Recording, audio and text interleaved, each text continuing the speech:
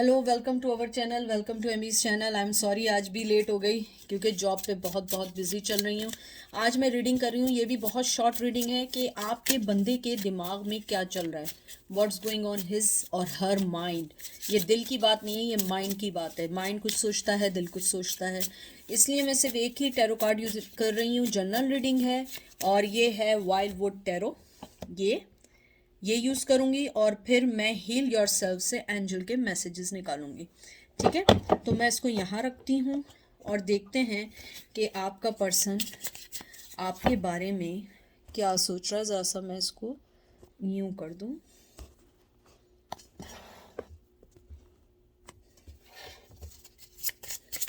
देखते हैं। और ये मेल टू फीमेल है।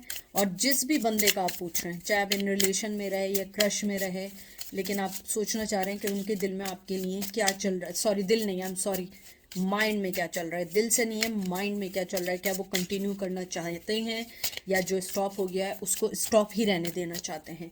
आपका पहला कार्ड आया है 3 of bows, 3 of wands, Aries, Leo, sage. फिर आया है किंग ऑफ बोज।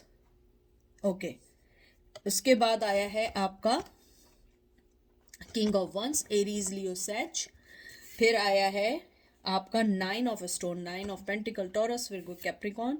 फिर आया 9 ऑफ एरो यानी कि 9 of source, Gemini, Libra, Aquarius. और फिर आपका आया है हेरोफेन। मतलब हेरोफेन मतलब आपका क्या कहते हैं अपना, सॉरी विर्गो आया है, सॉरी आपका कैप्रिकॉन आया है आई थिंक, या विर्गो आया है, मुझे भी याद नहीं आ रहा है। मैं आपको एकदम सोच के बताऊंगी, इसलिए मैं नहीं चाह रही हूँ कि मैं कोई चीज़ गलत बताऊँ और फिर आप लोग उसको सोच लें, क्योंकि मेरा माइंड इस टाइम ना थोड़ा सा डिस्ट्रैक्ट हो रहा है किसी चीज़ से। और आई एम सॉरी, मैंने आपको बोला ये आया है, ये आई एम सॉरी जस्टिस का कार्ड है, लिब्रा है क्योंकि 11 नंबर है। मैंने उसको हेरोफेन से मिक्स कर दिया था। और हेरोफेन जो है वो अर्थ का होता है, इसमें टॉरस, विर्गो, कैप्रिकॉन होता है। ओके, बहरहाल मुझे लगता है आपके पर्सन ने जैसे ये आपके कार्ड आए हैं, मुझे लगता है उनके दिमाग में, उनके माइंड में ये चल रहा है कि उनका पैशन अभी जो भी है उसको रिवील नहीं करना है, उसको आपको बताना नहीं है। क्योंकि आप अगर देखें 3 ऑफ वंस आया है, 3 ऑफ वंस भी एक तरीके से टेक टाइम वाला कार्ड है, राइट टाइम का इंतज़ार करने का कार्ड है। उसके अलावा 3 ऑफ वंस जो है वो कहीं ना कहीं आपको इंडिकेट करता है कि वो एक्शन लेना चाहते हैं लेकिन थोड़े टाइम के बाद। फिर आपका जो आया है वो आया है किंग ऑफ है ये, एक मिनट में इसको मेक श्योर कर लूँ। या किंग ऑफ बो एरो बो आया है, मतलब वंस आया है, एरिस, लियो, सेज।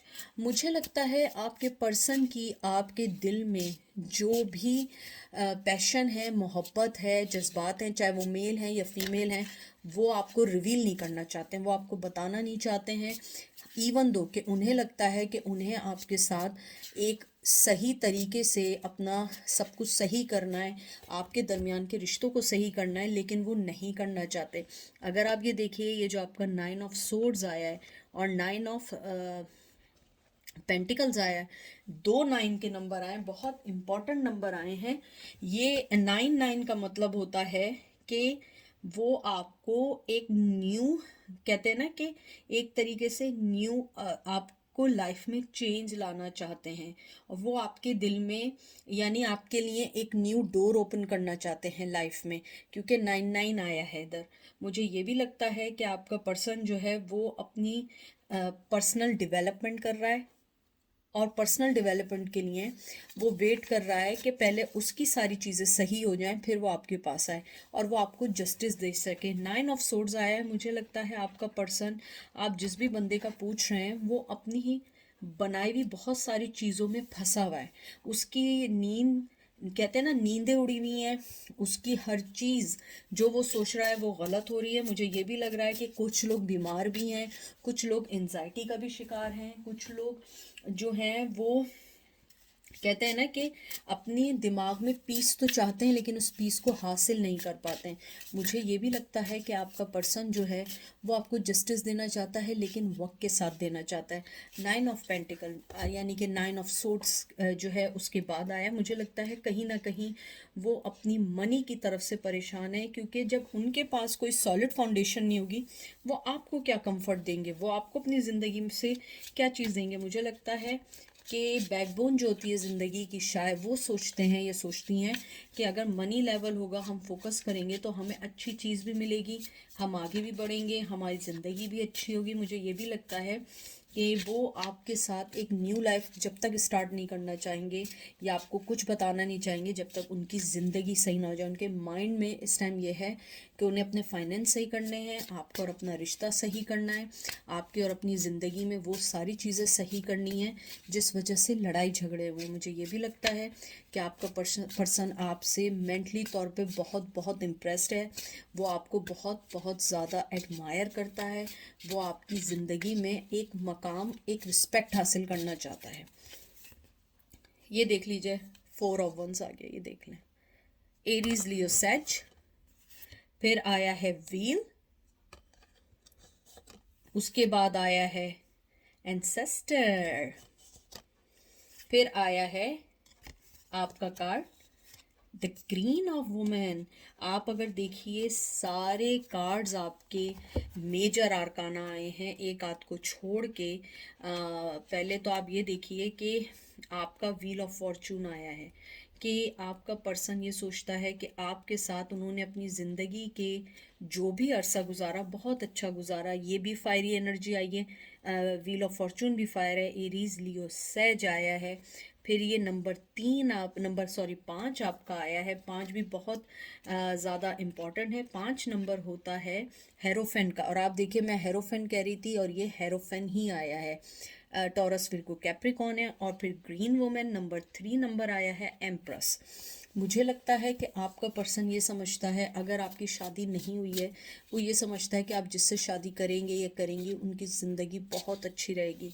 और मुझे लगता है आपके पर्सन के माइंड में इस टाइम कोई फ़ैसला ले नहीं सकते, कोई इन्जॉयमेंट आपके साथ नहीं कर सकते, क्योंकि वो ऑलरेडी शादीशुदा हैं। अगर शादीशुदा नहीं है, उनके ट्रेडिशन ने उनके पैर जोड़े हुए हैं या रुके हुए हैं। मुझे लगता है उनके फैमिली ने उनको रोका हुआ है। फिर आप हैं एक ग्रीन वुमेन यानी कि एक एम्प्रेस। मुझे लगता है आप कुछ भी कर लें, आपकी नर्चरिंग, आपकी मोहब्बत, आपका गिव एंड टेक, कोई उसका कंपैरिजन नहीं कर सकता, चाहे आप मेल हो या फीमेल हो। मुझे ये भी लगता है कि आपका पर्सन सोचता है कि आपके साथ अगर उनकी ज़िंदगी होगी वो बहुत आगे जा सकते हैं, बहुत कामयाबी हासिल कर सकते हैं, बहुत सारी ऐसी वो चीज़ें हासिल कर सकते हैं जो वो किसी के साथ हासिल नहीं कर सकते। लेकिन उनकी ज़िंदगी में हर चीज़ बाउंड हुई है, हर चीज़ रुकी हुई है, हर चीज़ के अंदर उन्हें लगता है कि वो किसी चीज़ को नहीं समझ पाएंगे, किसी चीज़ को नहीं सही कर पाएंगे। मुझे ये भी लगता है कि वो आपको बहुत बहुत बहुत बहुत ज़्यादा एक ऐसी औरत या ऐसी, यानी अगर मेल भी हैं आपके अंदर, वो ममता देखते हैं जो एक पार्टनर दूसरे पार्टनर में देखता है। मैं हमेशा अपनी रीडिंग में कहती हूँ कि आप उसको ये समझें कि उन आपकी जो नर्चरिंग है वो सबसे मेन इम्पॉर्टेंट है, रेदर देन कि आप उनके साथ हों या ना हो, क्योंकि उनको लगता है कि आपके साथ जो खुशी है वो उन्हें कहीं नहीं मिल सकती। देख लें एस ऑफ सोर्ड्स, वो ठंडे हुए हुए हैं, जिम्नाई, लिब्रा, एक्वेरियस बिल्कुल ठंडे हुए हुए हैं। 9 ऑफ वेसन, 9 of cup, cancer, Scorpio, Pisces. मुझे लगता है कि उन्होंने अपनी आंखें बंद कर ली। इवन तो आप देखिए कि 9 ऑफ कप है, इस आदमी ने अपनी आंखें बंद की हुई है, उसके पास कोई भी खुशी है, उसने अपनी आंखें बंद की हैं, देख लें। मुझे लगता है कि वो क्लियर कट है अपने मेंटली तौर पे, दिल के तौर पे तो उसका कुछ नहीं कह सकते, मेंटली तौर पे वो क्लियर है कि आपके साथ अच्छी बिगनिंग हो सकती है, अच्छी लाइफ स्टार्ट हो सकती है। लेकिन वो कभी नहीं बोलेगा क्योंकि वो एस ऑफ सोर्ड है, वो कभी भी नहीं बोलेगा क्योंकि वो एरोगेंट एनॉइंग पर्सन है। वो नहीं चाहेगा कि वो आपको विन करे और आपको इस बात का पता लगे कि आपके लिए वो अपने आप को सोचते हैं साथ। 2 ऑफ स्टोन, 2 ऑफ पेंटिकल। मुझे लगता है आपका पर्सन जो है, इसका आउटकम यही है कि आपका पर्सन आपके बारे में यही समझता है कि आप जो हैं, उन्होंने आपको हमेशा दो पार्टी में डाला। और ये देखिए फौरन ये कार्ड आया है और ये जंप होके आया है, S of vessel. S of cup, ये देखिए, मुझे लगता है कि उन्होंने आपको थर्ड पार्टी में डालने के बाद इस बात का अंदाज़ा लगाया कि आप ही उनकी राइट मोहब्बत थे, आप ही उनकी राइट मोहब्बत रहेंगे और आप ही से वो विन कर सकते हैं अपनी ज़िंदगी की दूसरी चीज़ें। लेकिन बहुत देर हो चुकी है, लेकिन बहुत ज़्यादा हर चीज़ चेंज हो चुकी है, हर चीज़ के मायने बदल चुके हैं, क्योंकि आपके पास इस टाइम इतना टाइम नहीं है कि आप जगल करें दो चीज़ों में, या आप जगल करें थर्ड पार्टी में, ट्रेडिशन में, लॉन्ग डिस्टेंस पे, उनके एनोइंग नेचर से, उनके कंट्रोलिंग नेचर से।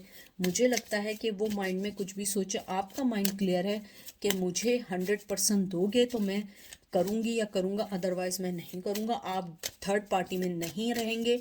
मुझे लगता है उनका लव आपके लिए ओवरफ्लो है और वो क्लियर कट है, मेंटली तौर पे, फिजिकली तौर पे और इमोशनली तौर पे। They never ever tell you anything so far, क्योंकि एस ऑफ सोर्ड्स मुझे लगता है जैसे उसने आके हर रास्ता काट दिया। अगर आप एक चीज़ देखें, या रास्ते बने हुए और ये एस ऑफ सोर्ड है, तो मुझे लगता है कि उन्होंने सारे रास्ते ख़त्म कर दिए, आपकी तरफ आने वाले हर रास्ते को उन्होंने ख़त्म कर दिया, क्योंकि वो नहीं चाहते हैं कि कोई भी ऐसी चीज़ हो जो आप दोनों को फिर से एक ऐसे मकाम पे लाए कि फिर लड़ाई झगड़े हो जाएं।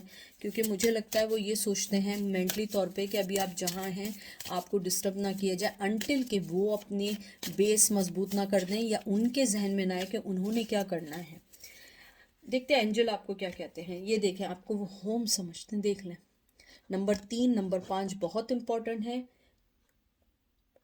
मार्च और मई बहुत इंपॉर्टेंट है, 8 नंबर बहुत इंपॉर्टेंट है, साइकिल नंबर 6।